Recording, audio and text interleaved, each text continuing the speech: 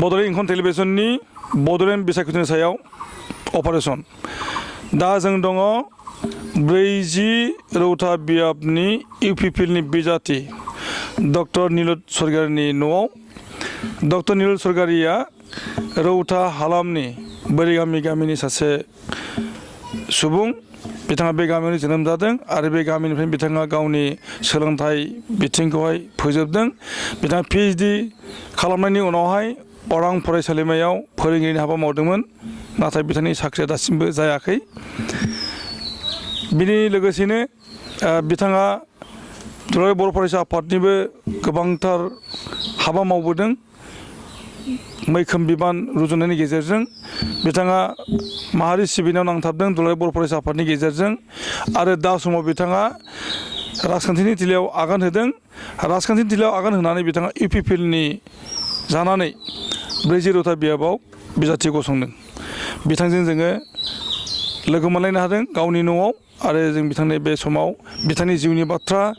बिथांनि हाबा हुखा आरो राजखान्थिनि थिलियाव फैनानै बिथाङा मा मावनो नागिरदों बेनि सायाव जोङो मोनथिना लानि बिथांनो जोङो सिबिनाय आरो खुलुमनाय होदों नोंथाङा इउपिपिएलनि बिजाथि जानानै 40 रौता बियाबाव बिजाथि दैखांदों लोगोसे नोंथाङा अरां कलेजनि फोरोंगिरिमोन बबेखानि नोंथांनि साख्रिया जायाखै होनना मिथिनो मोननाय जादों नोंथाङा दुलाराय बर' फरायसा आफादनि सासे मैखोम मावथिमोन बर' सोमावसारनायाव नोंथाङा जोबोरैनो नांथाबदोंमोन आरो दिनैनि समाव राजखान्थिनि थिलियाव आगान होदों दा जों गिबियाव मिथिना लानि नोंथांनि जिउनि बाथ्रा नोंथाङा फोरमायनानै हो जोंनो जे नोंथांनि उन्दै समनि जिउनि बाथ्रा फरायसा जिउ आरो आथिखालनि जिउनि बाथ्रा लोगोसेनो पलिटिकेलनि फिल्डआव मानो फैनाय जाखो नोंथाङा फारि फारि बुंलाङोबा जोंनि नायगिरिफ्रा गोजोननाय मोनगोन जे नोंथांनि जिउनि बाथ्रा आरो नोंथाङा जे सासे सैखात सुबुं बेखौ जों मिथिनायनि खाबुखौ मोनगोन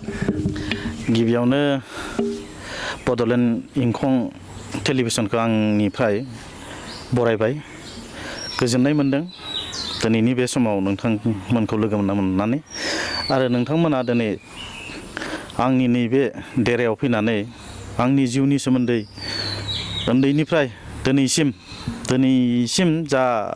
आंनि प्रफाइल बेखौ मिथिनो लुबैनायाव आं नोंथांमोननिसिम गिबियावनो गोजोननाय बावहरबाय गिबियावनो आङो नैबे बोरिगामियावनो जोनोम जानायमोन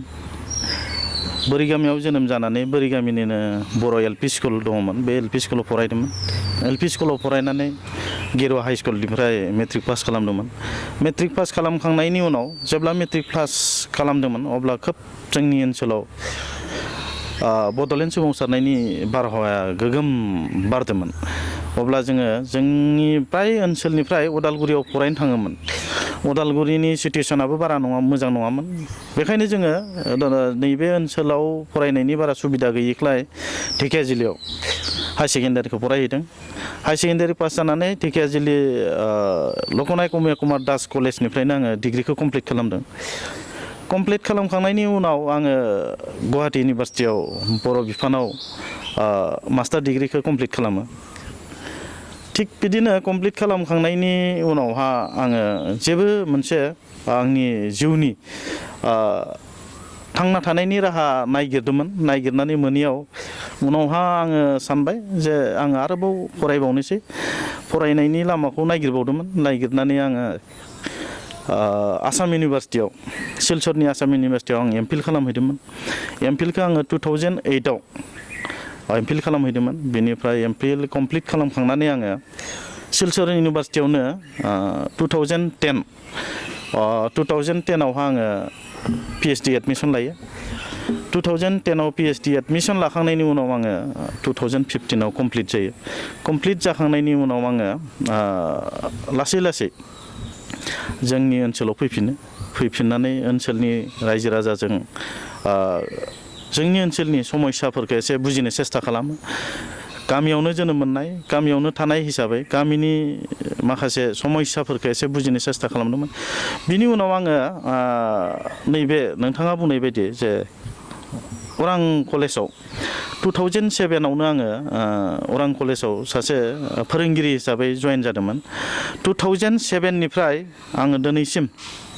अरां कलेजावनो सासे फोरोंगिरि महरै फरायसाफोरखौ फोरोंनायनि मोनसे खाबुखौ मोन्दोंमोन आरो दा दिनैसिमबो नैबे फरायसालिया बा फरायसालिमाया सरकारि जायाखै जानायनि लामायाव थांगासिनो दंमोन खिन्थु माब्ला जायो बेखौ जों बुंनो हाया सरकारा माला खालामो बे सरकारनि आखायाव थाबाय दिनै फरायसालिमाया 27-28 बोसोर जालांबाय थेवबो दिनै फरायसालिमाया जानोनि मोनसे लामायाव फैदोंमोनब्लाबो माला जायो बेखौ जों बुंनो हाया आरो थिग बेबायदिनो समाज सिबिनायनि खोथाखौ बुङोब्ला दुलाराय बर' फरायसा आफादाव जयेन जानाय बा बेहाय दुलाराय बर' फरायसा आफादाव थानानै समाजखौ सिबिनायनि मोनसे खाबुखौ आं मोनाखै नङा मोन्दों जोंनि नैबे ओनसोला बर' बाजार आन्सलिक एबसुआव गोलैयो बर' बाजार आन्सलिक एबसुआव आङो 2000 मायथाइयाव बर' बाजार आन्सलिक एबसुनि जेनेरेल सेक्रेटारि जायो फरायफुबाय थानाय डिग्रियाव फरायफुबाय थादोंमोन आं डिग्रियाव फरायफुबाय थानाय समावनो 2000 मायथाइयाव आङो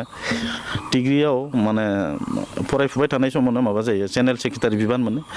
बिनि उनाव डिग्रियाव फरायफुबाय थानाय समावनो आङो जेनेरेल सेक्रेटारि बिबानबो मावदोंमोन आरो बे माबाखौ एबसुखौबो सिबिनायनि बा एबसुआव थानानै रायजोफोरखौ सिबिनायनि मोनसे खाबुखौ मोन्दोंमोन बिनि उनाव आं जेब्ला डिग्रि पास जायो डिग्रि पास जाखांनायनि उनाव गुवाहाटी इउनिभार्सिटियाव जेब्ला आङो एडमिसन लाहैयो बाहायबो आङो गुवाहाटी इउनिभार्सिटियाव थांनानै गुवाहाटी डिस्ट्रिक्ट एबसुजों थाफानानै गुवाहाटी डिस्ट्रिक्ट एबसुनि आं सासे ट्रेजारार महरै बिबान लादोंमोन गुवाहाटी इउनिभार्सिटियाव थानानै गुवाहाटी डिस्ट्रिक्ट एबसुनि आङो सासे ट्रेजारार महरै बेहाय 2 बोसोर एबसुनि सासे मावथि हिसाबै खामानि मावदोंमोन बिनि उनाव जेब्ला जोङो गुवाहाटी इउनिभार्सिटिनिफ्राय आङो पास जायो बिनि उनाव जोङो सेन्ट्रेल एबसुआव लासै लासै जोंखौ सेन्ट्रेल एबसुआव वेलकाम खालामो सेन्ट्रेल एबसुआव जेब्ला 2007 मायथाइयाव 2007 खोब सम्भब 2007 यास 2007आव आङो सेन्ट्रेल एबसुनि गिबियाव लोगो थुनलाइयारि नेहाथारि जायो 2007निफ्राय फैयै 2016 मायथाइसिम आङो सेन्ट्रेल एबसुआव बिबान लानानै खामानि मावनायनि मोनसे सुबिदाखौ मोन्दोंमोन आरो दा बेबायदिनो आङो सेन्ट्रेल एबसुआव थानानैबो गोबां सेन्ट्रेल एबसुनि माबा मा होनना बुङो मुगानि साखि जाय माने सेन्ट्रेल एबसुनि माउथ पिस बिनिबो आङो मोनब्रै टार्म्स सिबिडिटर जानो मोन्दोंमोन आरो बे जानो मोननायनि खाबुखौबो मोन्दोंमोन आङो दा बे बेलायाव समाजनि थाखाय आं बेसेबां मावनो हादों हायाखै आं बेखौ आं बुंनानै लानो हानायनि आंहा खुनु मोन्थाय गैया बेखौ रायजो राजाफोरा आंखौ बुंगोन जा मावदोंमोन मावाखैमोन बेयो रायजो राजाफोरनि आखायाव बेखायनो आं दिनैनि नैबे समाव रायजो राजाफोरखौ माने बा रायजो राजाफोरनिफ्राय जे मोनसे आशीर्बाद बोर बेफोरखौ मोननायावनो आं सानो जे दिनैनि नैबे अबस्थायाव आं सफैदों होननानै आं बेखौ नोंथांनि सिगाङाव बुंनो सानो आरो जों दा मोनथिनो मोनबाय डक्टर नीलद स्वर्गियारिनि जिउनि बाथ्रा गावनि खुगानिफ्राय जों मिथिनो मोन्दों जों दान्दिसे ब्रेक लानि उनाव जों फैनि बिथांनि पलिटिक्सनि थिलियाव आगान फैफिनदों नोंथाङा फोरोंगिरिनि हाबा मावो नाथाय पलिटिक्सआव मानो फैनो गोसो जाखो पलिटिक्सआव फैनाया ओरैबायदि गोबां खारन थायो फोरोंगिरिखौ मावदोंमोन न' डाउट नंगौ फोरोंगिरि मावनानै दिनैसिमबो आङो बा जोंनि कलेजनि अबस्था कलेजआ दिनैसिमबो माने मोनसे प्रभिन्सियेलाइजनि महराव मोनाखै दा बे मोनसे खारन थाबाय प्लास जोंनि ओनसोलनि बा समाजनि जा मोनसे सिनारि जा मोनसे बिशृंखल बेफोरखौ नुनानै आङो सानबाय जे जाय बिथांमोना समाजनि बा दैदेनगिरि पलिटिक्सआव खामानि मावबोदोंमोन बिथांमोननि खामानि मावनायफोरनि जि आखल आखु बेखौ नुनानै आङो सानदों जे जोङो एसे एनै रोंनानै जुदि बिथांमोननि जा गाज्रि आखुनि खामानि मावनाय बेखौ नुनानैबो जुदि जों जिरायनानै थायोब्ला बियो माने गोबां गोरोन्थि मावनाय जागोन होननानै आं सानो आरो दा बेखायनो जों यं मोनसे मोनसे जेनेरेसना जुदि जोंनि ओनसोलखौ सोलायनाय लुबैदोंब्ला जोंनि समाजखौ सोलायनाय लुबैदोंब्ला जों बयबो जों गोरों सामा बा जों मोनसे इयुथ मोनसे सेंग्रा जोलैया फैनानै खामानि मावोब्लासो आं सानो जे दिनैनि पलिटिक्सनि सिनारिय'खौबो मानसिफोरा सानो पलिटिक्सआ मोनसे गोबां पलिटिक्सआव हाबोबा मानसिफोरनि आखल आखु गाज्रि जायो होननानै आरो आंनाव बेबायदि बिसास गैया जे पलिटिक्सआव हाबोब्ला जे मानसिफोरनि आखल आखुआ गाज्रि जायो बिदि नङा आरो गाव मोजांब्ला गासैबो मोजां जायो गावनि साननाय हनाया थिगबा गासैबो थिग जायो बेखायनो मानसिनि गोसोआव जेब्ला मोजां मोनसे सिन्ता धारा थायो अब्ला पलिटिक्सआव फैनानैबो मोजां खामानि मावनो हायो होननानै आं सानो आरो नोंथाङा पलिटिक्सआव आगान होदों माने इउपिपिएलाव जइन खालामदों इउपिपिएलाथ' एकदम बेस्ट माने गैयै एबा माने स्ट्रं नङा जोबोद दुरबल पलिटिकेल पार्टि बे पलिटिकेल पार्टिया आवाजखौ मोजां होयो नाथाय माने बिथांमोना इलेक्सनाव जेनबाय थायो इलेक्सन माब्लाबा देरहाबोनो हायाखै थांनाय 2022 मायथाइनि बिसायख'थियाव इउपिपिएलानो प्रेसिडेन्ट मुं लानानैहाय इलेक्सनाव माने जुजिदोंमोन इलेक्सननि दावहायाव ओंखारदोंमोन बेवहाय सा 7निल' जे माने बिजाथि देरहानो हादों आरो बै समाव ओरैबायदि मोजां आवाज होदोंमोन जे माने जोंनो सोलायनो नांगौ आरो बे खेबनि थाखाय बा बे बोसोराव पिसिडिआरनिनो सरकार जासिगोन ओरैबायदि दल दामदोंमोन रोजा रोजा मानसिनि माने थुबुरमा जादोंमोन नाथाय इलेक्सननि उनाव रिजाल्टआव सा 7निल' देरहाबोनो हादों बेनि उनावहाय गोबांथार पलिटिकेल पार्टि दङ बिथांजों बिसोरजों नोंथाङा जइन खालामनो हायोमोन जेरैहाय नेसनेल पलिटिकेल पार्टि हिसाबैहाय बिजेपि दं कंग्रेस दं सिपिएम दं एआइइउडिएफ दं रिजनेल पार्टि हिसाबैहाय आथिखालाव बिपिएफआ रोदा सुथाबनानै दङ जे आसाम सरकारखौबो बिथांमोना दा माने स्टियारिं हमगासिनो दङ बिथांमोननि माने स्टियारिंजोंनो आसाम सरकाराव सोलिबाय थादों बेजों लोगोसेनो 15 बोसोर मोनथाम टार्म बिपिएफआ फोजोबनानै लाखांबाय आरो 4थि खेबनि थाखाय सरकार जानो थांगासिनो दङ नोंथाङा मानो इउपिपिएल हाबखो नोंथां बुंनाय खोथायाव आङो एखेबो नङा खारन नङिनि कारना बेनो जे नोंथाङा मिथिगौ जे जोंनि आसामाव मोनसे समाव बिजेपिआ सासेल' एमएलए देरहायोमोन बिजेपिनि मुङानो आसामाव गैयामोन मोनसे समाव बिजेपि होनना बुंबा मानसिफोरा एसे मुगैयोसोमोन बिथांमोनाबो नोंथां बुंनाय बायदि आरो दा जोंनि ओनसोलावबो बुंनो थाङोब्ला नोंथां बुंनाय बायदिनो जागोन आरो जे मोनसे समाव आं दा बुंनाय जेनेबा बिजेपिआ मोनसे समाव जेबो गैयामोन थिग जोंनि खेथ्रआवबो बिदि जानो फैगासिनो दङ आरो दिनै बिजेपिआ ओरैबायदि मोनसे अबस्थायाव फैबाय जे बिथांमोना नेक्स्ट सरकारखौबो दागोन ओरैबायदि मोनसेयावसो फैदों आरो खिन्थु नैबे जोंनि ओनसोलाव बिटिसि ओनसोलाव बा बिटिआर ओनसोलाव नोंथाङा बुंनाय बायदि इउपिपिएलआ जागायजेननायावनो 7टा सिट मोनदों जागायजेननायावनो खिन्थु दिनै आं बुंगोन जागायनायावनो जुदि 7टा मोनदोंब्ला आरो दिनै नैथि खेबाव बिनि जोङो बारा मोनगोन होननानै जोंहा मोनसे बिसास दङ आरो बिनि सायाव जोंहा मोनसे बिसास दङ आरो बिनि सायाव मोनसे फोथायनाय दङ दिनै रायजो राजाफोरनि सायाव जों बिसास लादों फोथायनाय लादों नंगौ मोनसे समाव बिपिएफआ जोंनि बिटिसिखौ सासन खालामदोंमोन थिग बेबायदिनो मोनसे समाव जोंनि आसामखौबो कंग्रेसआ सासन खालामदोंमोन बिथांमोना दिनै गैला बिथांमोना दिनै सासनाव गैला थिग बेबायदिनो जोंनि ओनसोलावबो बिटिसिआवबो आं सानो जे बिपिएफनि सासना जोबनायनि लामायाव फैबाय दा गोदान मोनसे सासन लुबैदों गोदान मोनसे सरकार लुबैदों गोदान मोनसे मोखां नायनो लुबैदों रायजो राजाफोरा दा नायबाय थानायखौनो एसे नायनो बानायफोरबायदि आरो थिग बेबायदिनो आंबो सानो जे आंनि खेथ्रआवबो जे इउपिपिएलआव जइन जादों आं दिनै बा इउपिपिएलनि आदर्श नितिफोरखौ मोजां मोननानै आङो जइन जादों दिनै दङ नंगौ नेसनेल पार्टि दङ रिजनेल पार्टि मोनसे इस्टाब्लिश जानाय मोनसे रिजनेल पार्टिबो दङमोन बेहाय जइन जायैनि कारना बेनो जे निति आरो आदर्श आरो लिडारशिप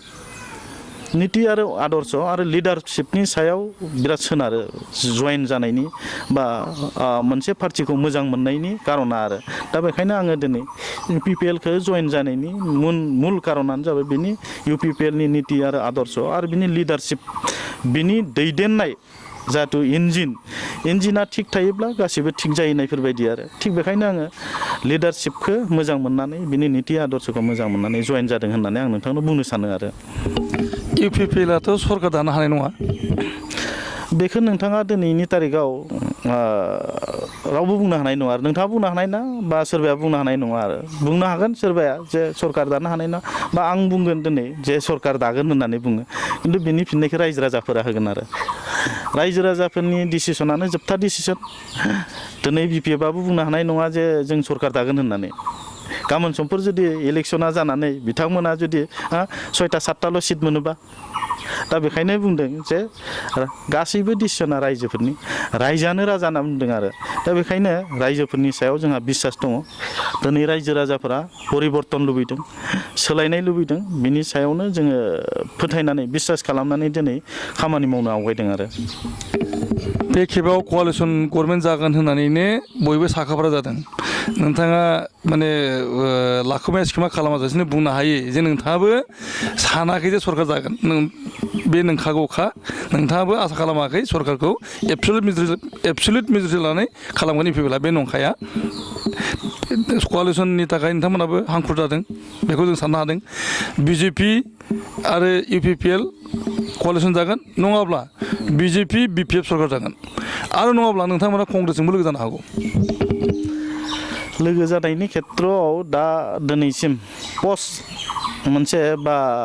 प्रि मोनसे एलायन्स रावजोंबो गैया दिनैनि तारिखाव इउपिपिएलआ दिनैनि तारिखाव बिजेपिजोंबो गैया कंग्रेसजोंबो खुनु एलायन्स गैया जेब्ला इलेक्सननि रिजाल्टआ ओंखारगोन एबसुलेट मेजर सोर मोनो मोना बियो रिजाल्टनि सायाव डिपेन्ड खालामगोन आरो दा बेखायनो रिजाल्टआ जुदि नोंथां बुंनाय बायदि जायोब्ला बे आफ्टार रिजाल्ट जागोन आरो बिनि डिसिसना आरो बेखौ टाइम टु टाइम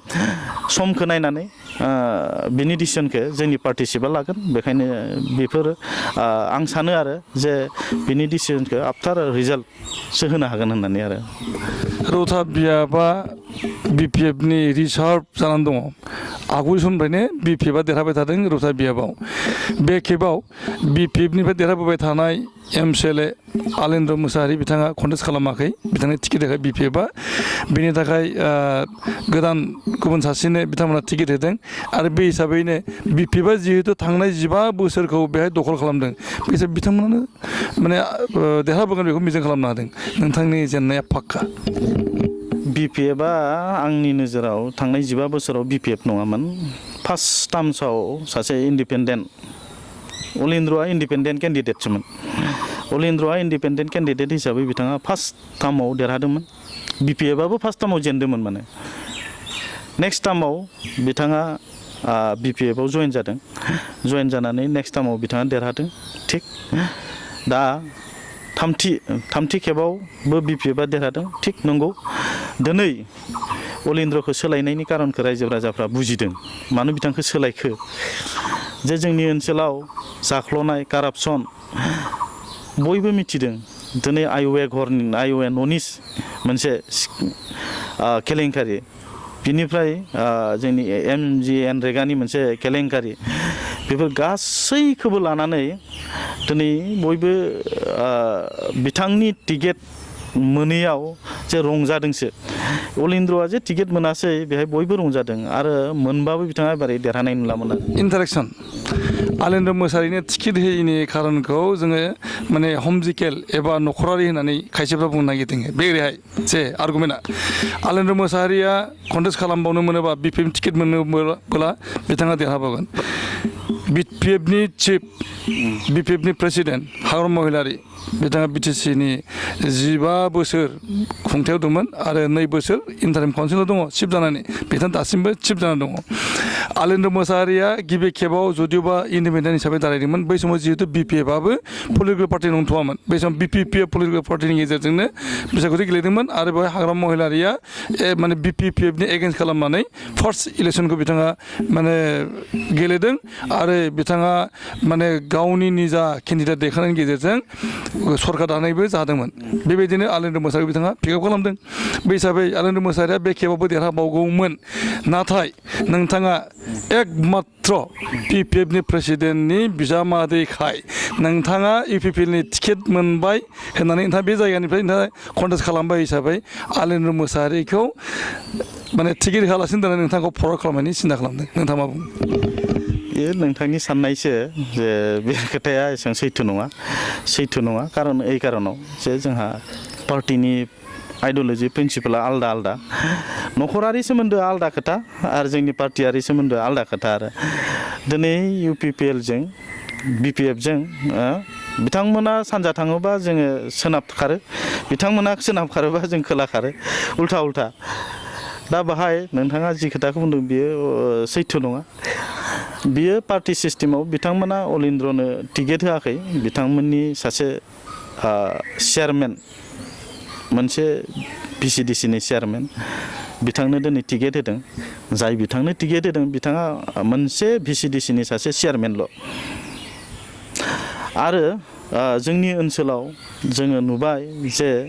चेयारमेनफोरनि जेसेबां दुर्निति खालामनाय रायजो राजाखौ थगायनानै बायदिसिना खामानि दामानि मावनाय बेखौ नोजोर बोनानै दिनै आं खोनादों जे BPFआबो नैबे रौता समिस्तिखौ एकाउन्टावनो लायाखै होननानै आं खोनानो मोन्दों आरो जे BPFआ नैबे रौता समिस्तिखौ माने गावसोरनि एकाउन्टाव रौता समिस्तिखौ गारनानै दोनखाबाय होननानै आं खोनादों आरो एकाउन्टाव लाखानाय नंला गारखासिगोन खारन नोंथाङाथ' हाग्रा महिलानि बिजामादै जाहैबाय बेराफारसे नोंथाङा देरहानाय लोगो लोगोनो नोंथाङा UPPLखौ नागारनानै नोंथाङा BPFआवनो थ्रोब हाबनाय जाखागोन बेयो एसेसमेन्ट जायो जाहैबाय उननि बाथ्रा बेयो नंखाय बिदि जानो हाया गावबा गाव आं बुंनाय बायदि आरो पार्टि प्रिन्सिपाल थायो बेयो नंखाय जोंहा UPPLआनो दिनैनि तारिखाव सरकार दानाया रोखा जानानै दङ दिनै रायजोफोरा सोलायनाय लुबैदों जोंनि रौताल' नङा नोंथाङा थाङोबा धनसि समिस्तियाव थां भैरबखुन्द समिस्तियाव थां जोंनि उदालगुरि ओनसोलाव उदालगुरियाव न' डाउट थांनाय बाराव मोजां रिजाल्ट खालामनो हायाखैमोन देग्लाय मेक्सिमाम सिट उदालगुरिनिफ्राय मोनगोन UPPLआ बेखौ आं दिनै नोंथांनो अन रेकर्ड बुंनानै होनो हायो आरो जे दिनैनि तारिखावबो उदालगुरियाव 10टायाव जों 7टाखौ रिजार्भ खालामनानै दोननो हायो आरो दा बेखायनो नोंथांनो आं दिनै बुंदों जे उदालगुरिनिफ्राय 7टा सिटआ रोखा जानानै दङ आरो अब्ला नोंथाङा नायनो हागोन जे रौतानि बा उदालगुरिनिफ्रायनो जुदि 7टा सिटआ दिनैनि तारिखाव देरहानायनि लामायाव बा देरहानायनि मोनसे पसिबिलिटिया बारा जानानै दङब्ला आरो गुबुन चिराङावथ' बिराद मोजां गतिके दिनैनि तारिखाव UPPLआनो सरकार दानो हानायनि मोनसे केपासिटियाव फैबायब्ला जों गुबुनाव थांनाय बा गुबुनखौ लाबोनायनि खुनु प्रश्नआनो फैया आरो UPPLआव थांब्ला नोंथां UPPLनिथ' नोंथाङा MCL जाखाबाय नोंथाङा देरहानायाबो पाक्का नाथाय नोंथांखौ EM होनाय नङा UPPLनि सरकारा नाथाय BPF सरकारा नोंथांनो EM होनो नागिरदों EM मोननाय मोनैजों जोंहा खोथा गैया जोङो जाबाय परिबर्तन लुबैदों सोलायनाय लुबैदों सरकारा जोंनि जानांगौ EMआ जोंनि मोनसे थांखि नङा सोरबाया EM मोननाय मोनैया आंनि थांखि जानो हाया आरो जे जोङो देरहानानै सरकार बानायनायासो जोंनि थांखि बेनो आंनि गुबै थांखि जागोन आरो EM मोननाय मोनैया बे पार्टि प्रेसिडेन्टनि सायाव सोनारगोन बे पार्टि प्रेसिडेन्टआ जा डिसिसन लायो बे बिनि सायाव जागोन आरो बेखायनो आङो दिनैनि तारिखाव EMखौ लुबैनानै पार्टि सोलायनायनि खुनु मोनसे आंनि परिकल्पना गैया आरो बे जों दान्दिसे ब्रेक लादों जों बिनि उनाव फैफिननि बिथाङा बे हालामनि थाखाय मा प्लेनिं खालामदों फैफिनदों दा जों सावरायनि रौता हालामाव मा अभाब दं आरो बिनि थाखाय मा मावनांगौ दं बिथांनि गोसोनि बाथ्रा नोंथाङा बे बियाबनि सासे नोगोरारि आरो बे बियाबनिफ्राय नोंथाङा बिजाथि गसंदों बे बियाबनि गोनांसिनथार आयदाया मा जोंहा नैबे रौता बियाबाव गोनांसिन 1 नाम्बारा जाबाय सोलोंथाइ 2 नाम्बारा जाबाय जोंनि इयुथ जायफोरा मा होनना बुङो बेखौ जायफोरा आधा फरायनानै गारबाय बिथांमोननि संस्थापननि मोनसे बेबस्था 3 नाम्बारा जाबाय जोंहा जोंनि ओनसोलाव रांखान्थि बेबस्था दङ रांखान्थि बेबस्थाया गोबां दुरबल आरो बिनिफ्राय डेभेलपमेन्टआथ' थाखाबाय लामा सामा जाम्फै बेफोरोथ' माने थाखायो बियो फैगोन थांगोन जागोन बानायगोन बेयो जोंनि पारमानेन्ट माबा नङा जोंहा खिन्थु 1 नाम्बारा जाबाय जोङो सोलोंथाइ नांगोन सोलोंथाइ बेबस्थाया मोजां जानांगोन जोंनि सोलोंथाइ बेबस्थाया मोजां जायाब्ला BTR मोननानैबो बा बड'लेण्ड मोननानैबो जोङो जोंनि बिथाखौ थि खालामनो हानाय नङा आरो दा बेखायनो जोङो सोलोंथाइ बेबस्थाखौ थिग खालामनो हायोब्ला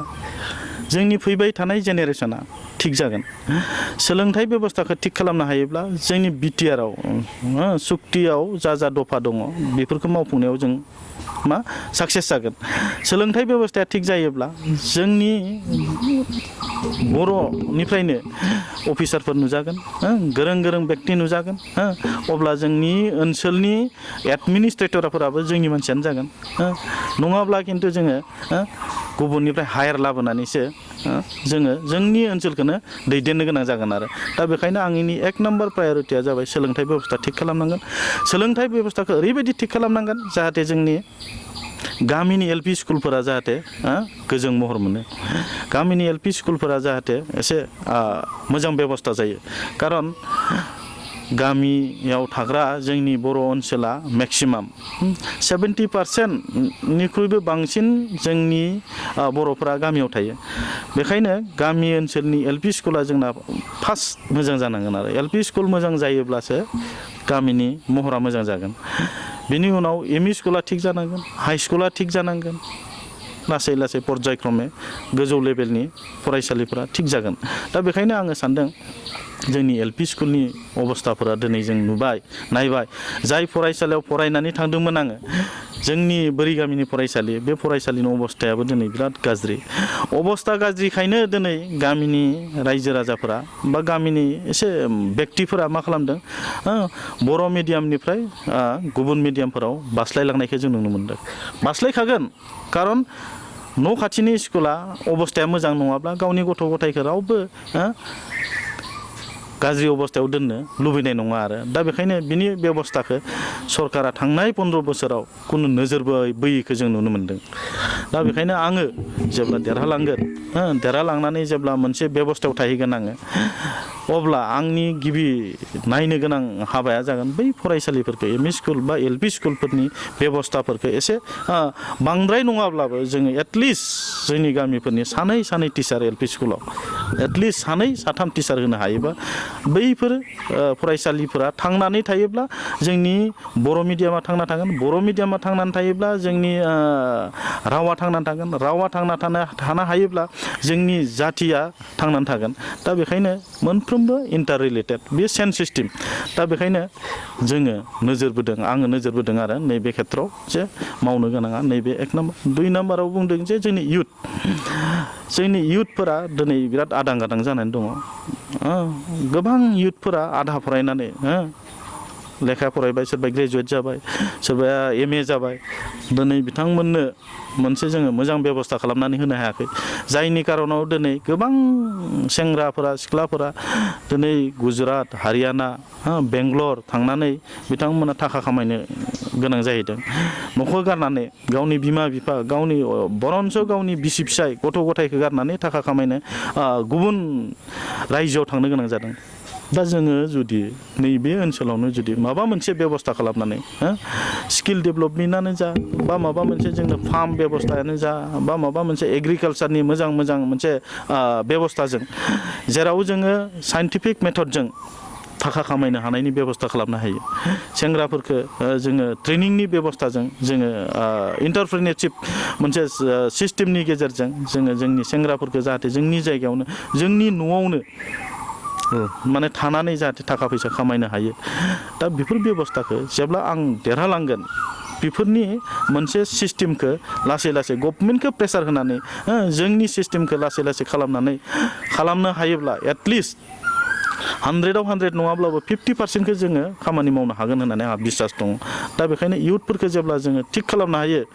इयुथआ थिग जायोब्ला जोंनि समाजा थिग जागोन दिनै प्रिथिबियाव इयुथआनो देरसिन गोहो दं पृथिबिनि देरसिन गोहोआ जाबाय सेंग्राया जुदि खामानि मावोब्ला जोंनि ओनसोला जोंनि रायजोआ जोंनि समाजा जोंखांगोन जोंहा बेनि सायाव बिसास दङ आरो दा बेखायनो जोंनि मावनांगौ खामानिया बै इयुथफोरखौ जोङो संस्थापन मोनसे बेबस्था खालामना होनो हानायनि मोनसे खामानिखौ जोङो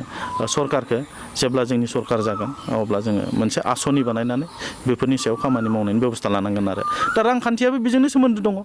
रांखान्थियाबो बेजोंनो जोंनियाव रांखान्थि बेबस्था गैयिखायनो जोङो जोंनि इयुथफोरा जोंनि सेंग्रा सिख्लाफोरा गुबुन गुबुनाव थांनानै रां खामायनो गोनां जादों दिनै एग्रिकालसारनि सिस्टेमनि गेजेरजों जोंनि ओनसोलफोराव जेराव जोङो गुबुन गुबुन माहारिफोरा जेराव बोसोराव मोनथाम मोनब्रै खेथि खालामो जोंनि ओनसोलाव खिन्थु बोसोराव खनसेल' खेथि खालामनायखौ जों नुनो मोनो दा बे मोनसेल' खेथि खालामनानै जोंनि रांनि बेबस्थाया बोरै दावगानो जेरै जोङो बोरमा अमा फिसिनानै फार्म खालामनानै जोङो रां खामायनायनि बेबस्था खालामनो हायो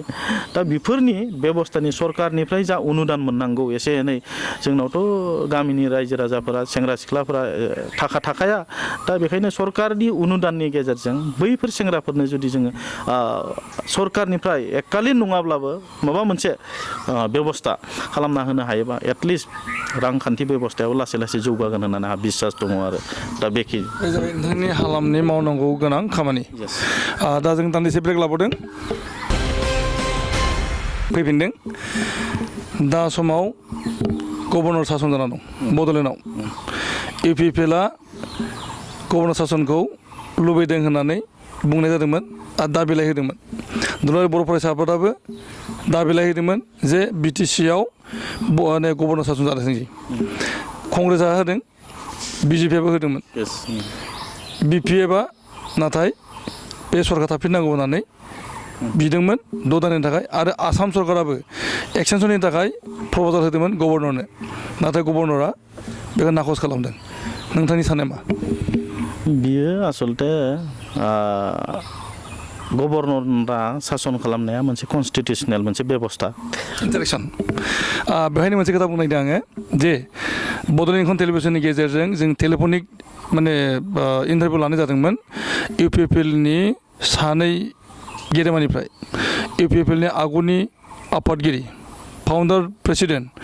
इउजि ब्रह्म एक्स एमपि राज्य सभा आरो इउपिपिएलनि आफादगिरि प्रमद बर' बिथांमोन सानैनि आर्गुमेन्टआ खिन्थु मिलायाखै इउजि ब्रह्मआ बुंदों जे बे गभर्नर सासनखौ गोबाव सम दोननायखौ आं लाइक खालामा इलेक्सन फाथिनांगौ थाबैनो आरो गभर्नर सासना मोजां नङा बेराफारसे प्रमद बर' बिथाङा नोंथांमोननि आफादगिरिया बुंनाय जादों जे गभर्नर सासनखौ जोंनो बिदों आरो बे गभर्नर सासननि गेजेरजों जोङो माने बेहाय मोनसे सोदांनाय लाबोनांगौ नोंथाङा मा बुंनाय नङा नैबे खोथाया गोरोबाखै होनना बुंबा भुल जागोन खारन गभर्नर सासन खालामोब्ला गोबां कनस्टिटिउसनेल मोनसे एसे असुबिदा फैया नङा फैयो बे खोथाखौ इउजि ब्रह्मआ बुंदों आं नुदों जे इउजि ब्रह्मआ जा खोथाखौ बुंदों जे जोंनि ओनसोलाव मोनसे पाब्लिक रिप्रेजेन्टेटिभ थानानै जाय कनस्टिटिउसन बा जाय बेबस्थाखौ सालायो बे गैयाब्ला एसे असुबिदा नुजायो खिन्थु जोंनि पार्टि चिफआ बेखौ बुङाखै जे गोबाव सालायनांगौ खिन्थु गभर्नर सालायनांगौ होननानै बुंदों खिन्थु गोबाव सालायनांगौ होननानै बिथाङा डिमान्ड खालामाखै जे माला बा मास मोनथाम मोनब्रै बा 6 मास सालायनांगौ होननानै बिथाङा बुङाखै दिनै आंनि खेथ्रआव बा आङो इन्डिभिजुवेलि आं बुंनो नागिरदों जे दिनैनि तारिखाव बयबो बुजिबाय जे कनस्टिटिउसना मा आरो कनस्टिटिउसनेलनि बबे दफायाव मा लिरनाय दङ बयबो एसे स्टाडि खालामदों स्टाडि खालामनानै मिन्थिदों आं बुङाब्लाबो रायजो राजाफ्रा मिथिजोब्बाय आरो दिनैनि तारिखाव आसाम गभर्नमेन्टनि खुनु ग्रिन सिगनेल मोनाबा गभर्नरा बे खामानिखौ मावा बयबो मिथिगौ बेखौ बिपिएफआबो मिथिदों आरो नों आंहा मिथिदों आरो बेखायनो जे गभर्नरा उइदाउट आसाम गभर्नमेन्टनि ग्रिन सिगनेल बे खामानिखौ मावाखै आंहा मोनसे बिसास दङ आरो दा बेखायनो गभर्नरा सासन खालामदों मोनसे गोबां असुबिदानि थाखाय दिनै इलेक्सनखौ फाथिनायमोनब्ला जोबनानै थांबायमोन फाथियैनि खारनखौ बयबो मिथिखाबाय जे दिनै मा अबस्था जानानै दङ रायजोआव बेखौ बयबो मिथिखाबाय दा बेखायनो गभर्नर सासन खालामनायखौ आंनिफ्रायबो जे वेलकाम खालामबाय बिथाङा सालायदों बेसेबां गोबाव सालाया बे बिथांनि खोथा जाहैबाय जों बुंनो हाया बिथांनि बे खोथाखौ दा बेखायनो आंनिफ्राय गभर्नर सालायनायखौ आङो वेलकाम खालामदों बेनो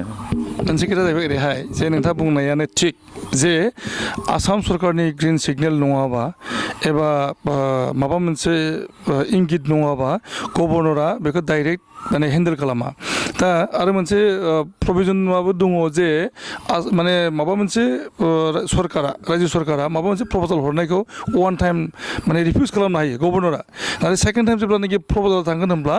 बिथाङा बेखौ मानिनो गोनां जायो दा आसाम सरकारनिफ्राय फार्स्ट टाइम हरनाय प्रप'जाला नाख' जादों सेकेन्ड टाइमनि थाखाय मुभ खालामनाय जायाखै बेयो नंगौ दा नाथाय फोसावनाय जाबाय जे गोबांथार पलिटिकेल पार्टिफ्रा एबा गौथुमफोरा माने क्लेम खालामनायखाय गभर्नर सासन जादों बेखौ बुंबाय थानाय जाहैबाय पलिटिकेलि माने नोंथांमोनखौनो इउपिपिएलखौनो प्रेसार फैबाय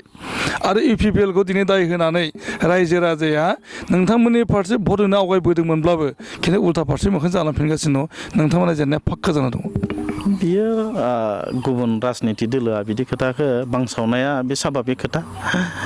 बिथांमोना रायजोनि गेजेराव थांनानै बे खोथाखौ मिथियाखै बिथांमोना दिनै पलिटिकेल मोनसे बेनिफिटनि थाखाय माखासे खोथाफोरखौ नङै खोथाखौबो नंगौ होनना बुंदों राजनितियावथ' मिथिखागौ जे राजनितिक लाभालाभनि थाखाय राजनितिगिरिफोरा नङै खोथाफोरखौबो नंगौ होननानै बुंनाय जोंनि नोजोराव जों नुनो मोनदों दा बेखायनो बिपिएफआ दिनै गावसोरनि राजनितिक लाभालाभनि थाखाय 6 मास एक्सटेनसन खालामदोंमोन मोनाखै बिथांमोना दुखु मोनदों रागा जोंदों दिनै पिआइएल होनो नागिरदों मानो आंनि आर्गुमेन्टआ बे जादों जे माने इउपिपिएलनि फारसे जायफ्रानाखि सापर्ट दंमोन बिथांमोनाबो उल्था फारसे मोखां जानो थांगासिनो दङ नोंथाङा बुंदों जे पलिटिकेल पार्टिफ्रा गावबा गावनि पलिटिकेल बेनिफिटनि थाखाय बायदिसिना खोथा बुंनो हागौ जेरै नोंथांमोनाबो खालामो बेनो जाहैबाय नोंथांनि बानबुंथिया जे इउपिपिएलआबो बायद' जागोन नंखायखौ बुंनो थाखाय बा नंखायखौनो डिमान्ड खालामनो थाखाय बेबो जायो दा बाथ्राया जाबाय ओरैहाय जे नोंथांमोनहा दा जिखिनि खायदाखौसो खालामा मानो खिन्थु रायजो राजा नोंथांमोनजों गैले मानो होनना बुङोब्ला नोंथांमोना रायजोफोर सासन लुबैदों रायजो राजानि थाखाय मोनसे हाहाकार अबस्था रायजोपाल सासना जुदि इउपिपिएल बुंनायावनो जुदि जायोब्ला रायजोपालनि खोथाया बहा थागोन रायजोपालखौ जुदि जोङो जेरै हागौ एरै फिदिंनो हायोब्ला बेसेबां सैथो जागोन बियो जे रायजोपाला इउपिपिएल बुंनायावनो बा प्रमद बर' बुंनायावनो जुदि जायोब्ला खोथाफोरखौ मानिजोबोब्ला दिनै नोंथांमोना साननो हागोन जे बियो बेसेबां माने सैथो दा बेखायनो जे बिथाङा सोरबा बुंनायाव बा बिपिएफआनो जा इउपिपिएलआनो जा बा बिपिएम मा होनो बिजेपिआनो जा खुनु बिथाङा सोरनिबा खोथाखौ लानानै बिथाङा नैबे डिसिसनखौ लायाखै बिथाङा कनस्टिटिउसनेल सासे व्यक्ति बिथाङा कनस्टिटिउसनेलखौ दहाय होनानैसो बे खामानिखौ मावदों आरो दिनै बे खामानिखौ मावदों मानो मोनसे पृथिबियावनो मोनसे दिनै कभिड-19नि मोनसे भयाबह मोनसे गिख्रंथाव मोनसे जाथाय बे जाथाय नङाब्लाथ' बे दिनै जानांगौ खोथायानो गैयामोन मालाबानो इलेक्सन जोब्बायमोन मालाबानो सरकारबो जालांबायमोन दा बे आरो दा बेखायनो नैबे रायजोपाल सासन खालामनायाबो जे सोरबानि डिमान्डआव जादों बे नङा जे मोनसे समस्या मोनसे रायजोआव मोनसे बिराद गिदिर क्राइसिस फैदों बिनि थाखायसो जादों नङाबाथ' ओरैनो सोरबा बुंनायाव खालामग्रा रायजोपाला आंनि नोजोराव बिदि नुवाखै आरो आं बेखौ बुङो आरो जोबथारनाय कुइसन नोंथाङा देरहागोननि थाखाय मिजिं लादों जेनोब्ला मा जागोन नोंथाङा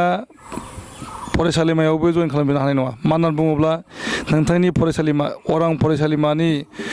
प्रेसिडेन्ट मन्थु नार्जारि बिथाङाबो निजे केन्डिडेट नोंथांनि कन्टेस्टर दा बे हिसाबै नोंथांखौबो बे अरां फरायसालिमायाव थिसनफिननाया जानाय नङा नोंथाङा मा मावनानै जाबावगोन बिथाङा अरां फरायसालिमानि नोंथां बुंनाय मन्टुआ बिथाङा अरां फरायसालिमानि सासे जिबिनि प्रेसिडेन्ट बिथाङाबो सासे दिनै केन्डिडेटसो बिथाङा प्रेसिडेन्ट नङा बिथांनि आखायाव जे गासिबो थाजोबो बे नङा बिथाङा